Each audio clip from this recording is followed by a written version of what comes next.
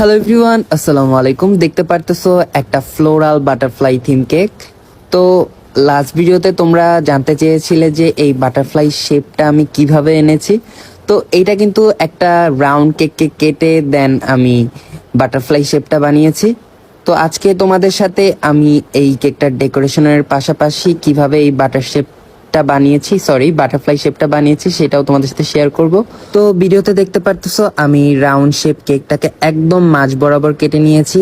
এখন এইটার অর্ধেক সাইডটা আমি একটা বোর্ডে ট্রান্সফার করে নিয়েছি অ্যান্ড রাইট সাইডের যেই পার্টটা আছে সেটাকে আমি লেফট সাইডে নিয়ে গেছি অ্যান্ড লেফট সাইডের যে সাইডটা সেটাকে আমি বোর্ডে গানাশ দিয়ে দেন রাইট সাইডে প্লেস করে নিয়েছি।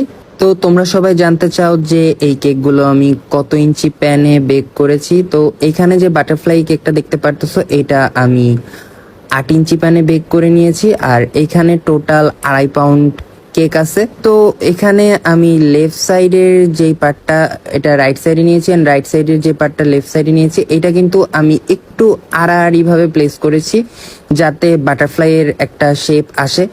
তো ভিডিওতে দেখতে পারতেছো আমি মোটামুটি স্কেল দিয়ে মাপঝোঁক করে নিচ্ছি যাতে খুব নিখুঁত হয় জিনিসগুলো। তো এখানে উইংসের যে নিচের পার্ট অ্যান্ড আপার পার্টটা আমি একটু বড় রেখেছি অ্যান্ড উইংসের নিচের পার্টটা আমি একটু ছোট রেখে কেটে নিয়েছি বাটারফ্লাই শেপে।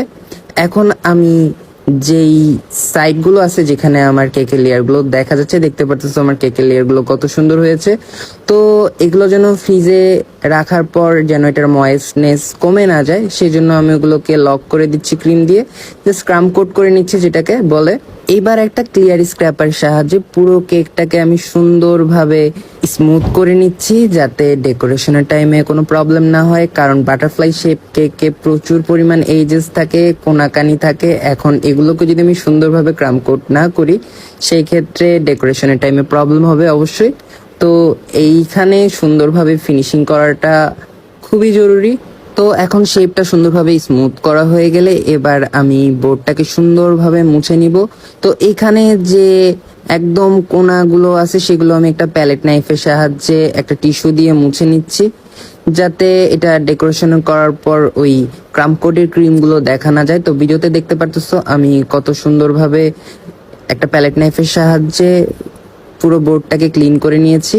এবার একটা পাইপিং ব্যাগে হোয়াইট কালারের হুইপ ক্রিম নিয়ে পুরো কেকটাকে আমি কভার করে দেবো। প্রথমে আমি বাটারফ্লাই শেপের এজেস গুলো দিয়ে শুরু করলাম, তারপর আমি অল ওভার কেকে হুইপ ক্রিম দিয়ে দিচ্ছি যাতে এটা ফিনিশিং করতে ইজি হয়। তো যারা আমার এর আগের বাটারফ্লাই শেপ কেক